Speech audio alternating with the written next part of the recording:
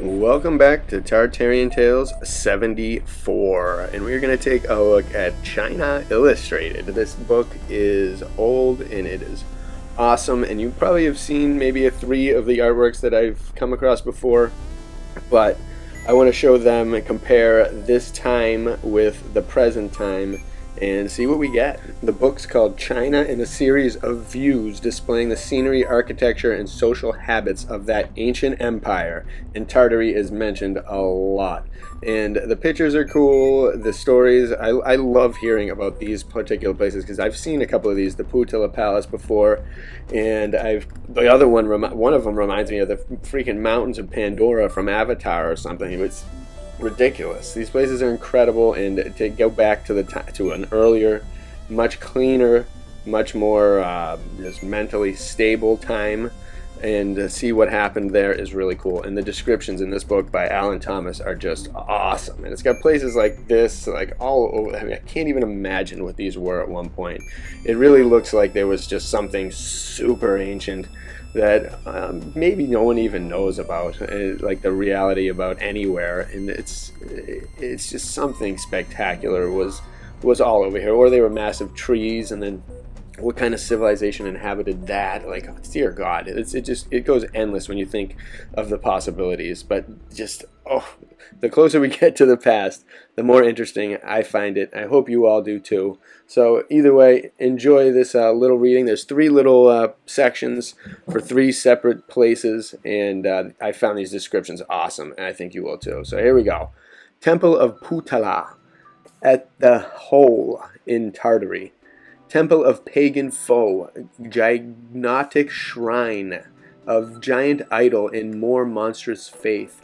Can prison walls and altars such as thine train votive emperors o'er the desert's path? Oh, then shall China ill her blessing prove, when Christian Zehol crowns our missionary love. So again, this is from, I think, the Jesuits' perspective, and keep that in mind, obviously. However, the descriptions of everything are awesome. And I think they've got the mentality backwards, because I find a more beautiful and less materialistic, more spiritual lifestyle to be superior. So I think these guys, you never know, whatever. Here we go. Of Tartar descent, the Emperor of China still retains his Tartarian predilections.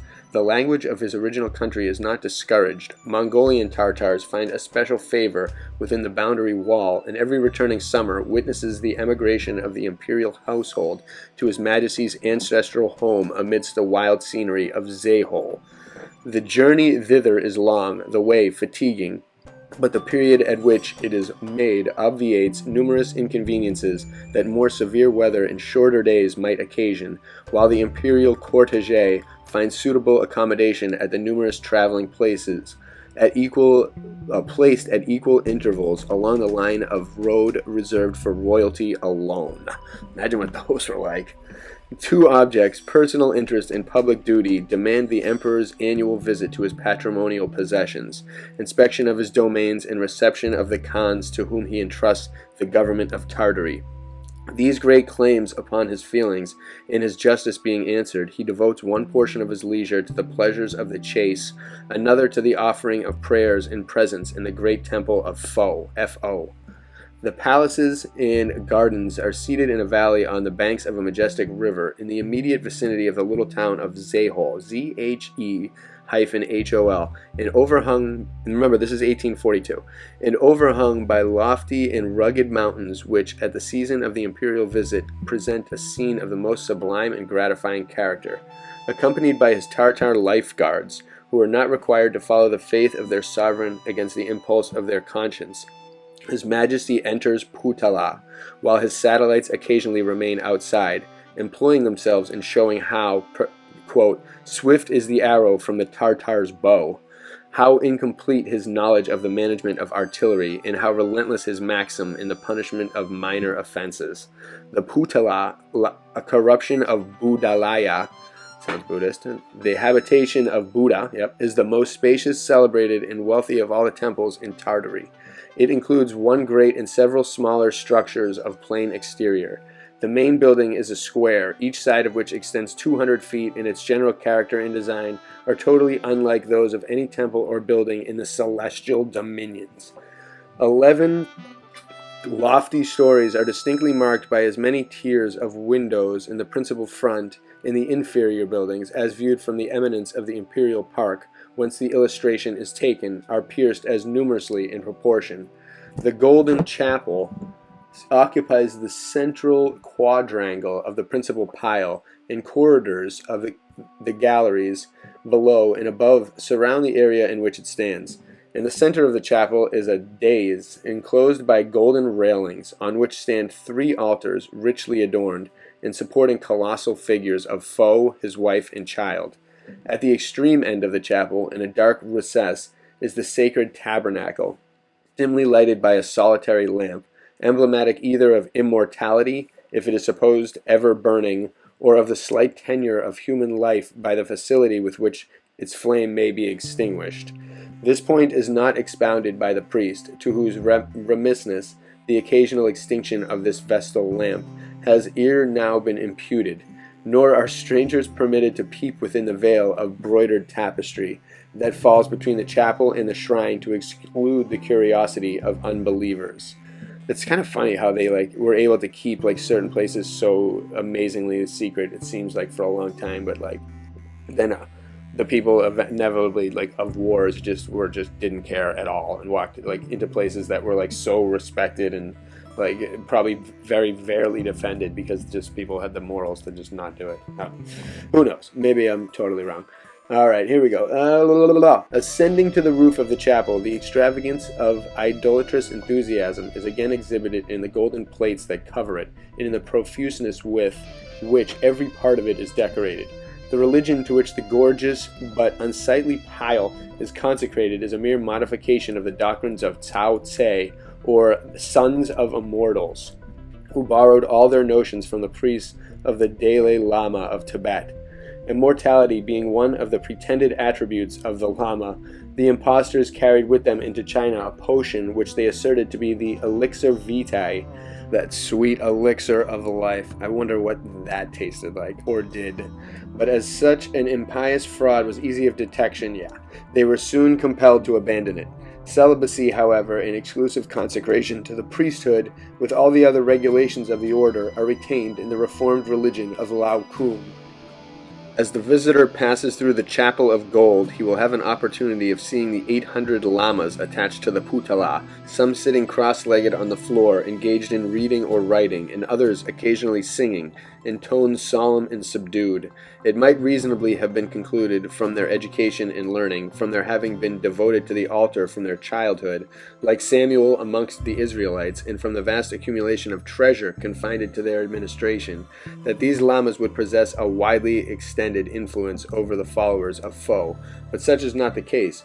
They pay the most strict attention to the exterior rites of their religion. They contribute by pharisaical punctuality to maintain the respect and magnificence of its ceremonies, but their private virtues, the extent and character of their information, do not entitle them to that superiority over the people, which might be made instrumental to the preservation of peace and subordination in society.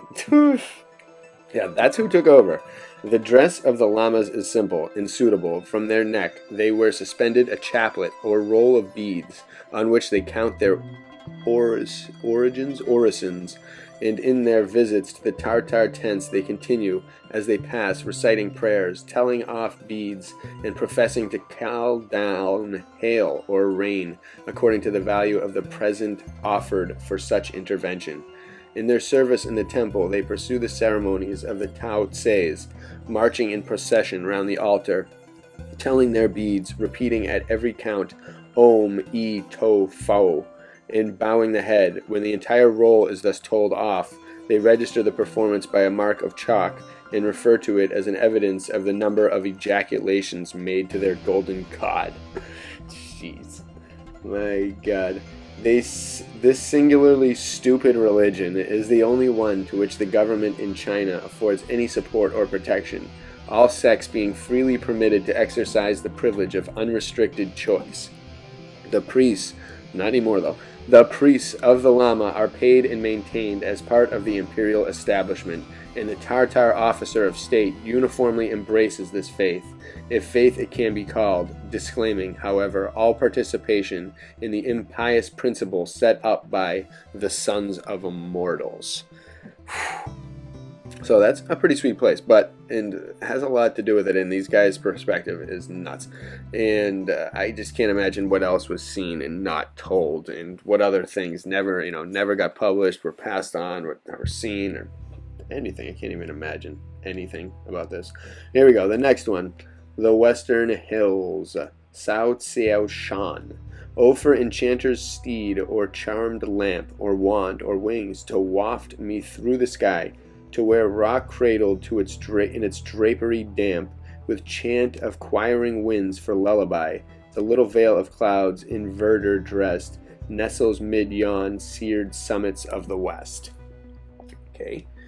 About 100 miles, seared summits of the west. That actually sounds kind of interesting. The veil of clouds. Oh, I can't even go into that yet. Alright, here we go. About 100 miles west from the city of Canton, a mountain group arises, as remarkable for the actual area which it occupies as for the vast number of its abrupt and pointed summits. The eternal resting place of clouds. It becomes some of the words are off in the text. The parcel of many rivers, contributing also to swell the volume of the innavigable and fertilizing Sea Kiang.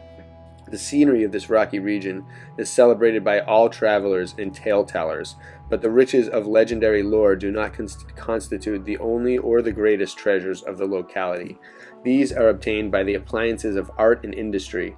Gold, precious stones, silk, pearls, eagle wood, tin, quicksilver, sugar, copper, iron, salt, pepper, ebony, abundance of aromatic woods, and more. These treasures, combined with the produce of the fertile plains that sleep around this mountain mass, render the province of Kwangtung the most wealthy, commercial, and civilized in the empire. That must have been awesome. Never was mountain scenery so illustrated by either legend or story-breathing epithet as the many-topped hills of Sao Xiao. There is not a crag in all these rude, romantic, rugged regions that has not its tradition. There is not a natural form of any magnitude unmarked by some characteristic designation. The form of Sai Xiao is said to resemble a floating dragon. Interesting for all the people talking about mountains and ruins of dragons and them being... Are we on just like a giant graveyard of magnificent animals from the past? And trees? Who knows? Said to resemble a floating dragon embracing within its sinuosities a circuit of at least 40 lei.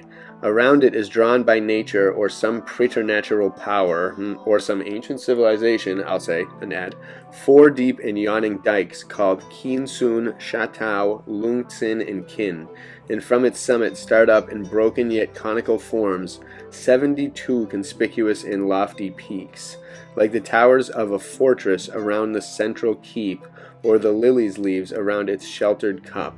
These tall peaks enclose and overhang Yangyu, or the Valley of Clouds, a vast and fertile plain within them.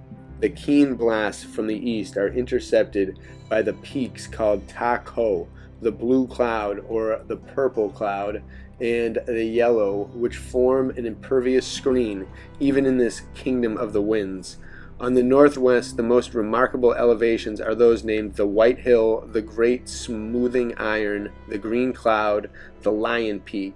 These rise ridge on ridge from the cup of the Lily and descend again from their culminating point by gradual falls to the banks of the great river, which flows smoothly past their base in its progress towards the city of Macau.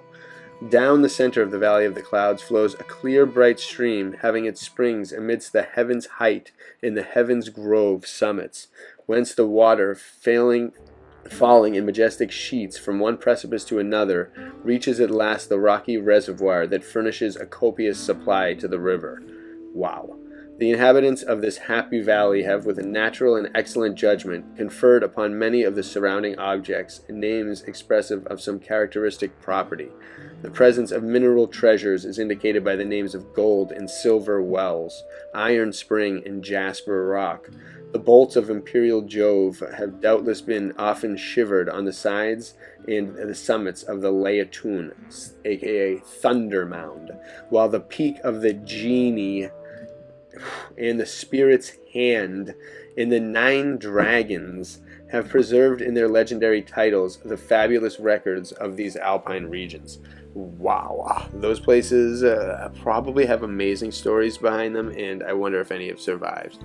And I wonder what these things are. They look like massive dragons and massive mysteries of an ancient, ridiculously alive time. Alright, here we go. Underneath the rock peak which closes the entrance of the vale, the stream that winds through it sinks suddenly from view into the bottomless well, and after a subterranean course of more than half a mile enters the Pearl Canal, which opens into the Sea Kang or Western River.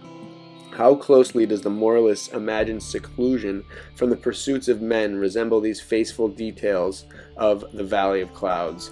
The place which the wisdom or policy of antiquity had destined for the residence of the Abyssinian princes was a spacious valley in the kingdom of Amhara, surrounded on every side by mountains of which the summits overhang the middle part.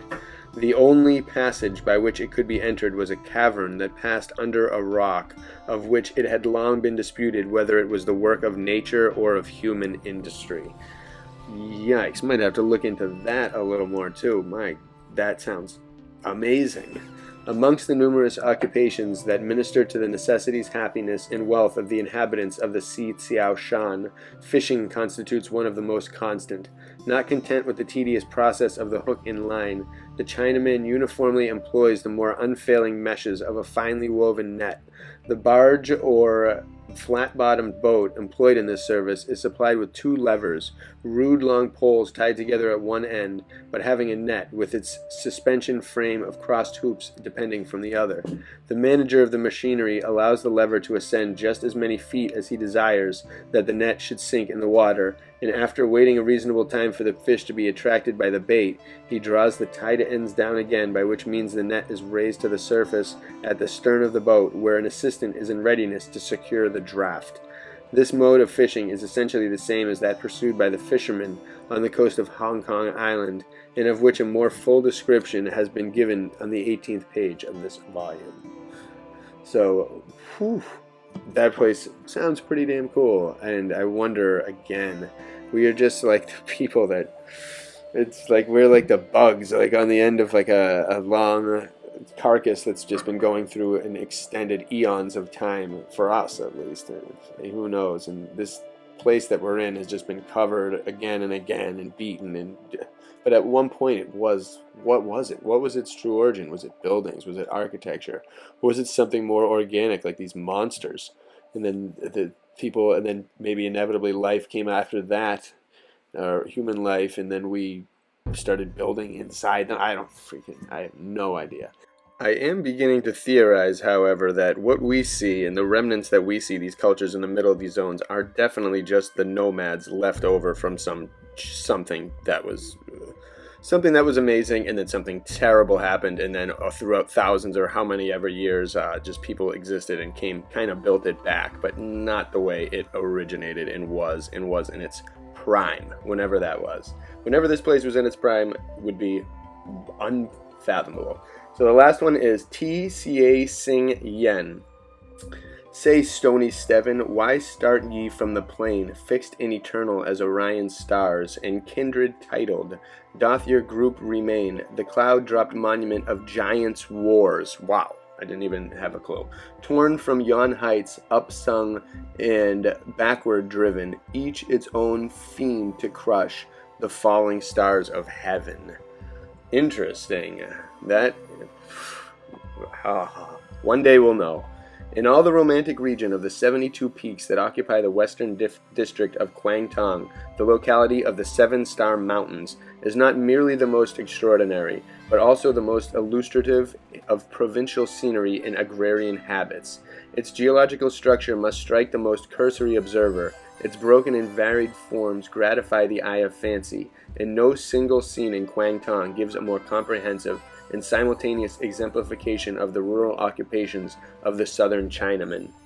In the revolution of events, The lowlands that now lie between these isolated rocks were probably beneath the waters of the sea, and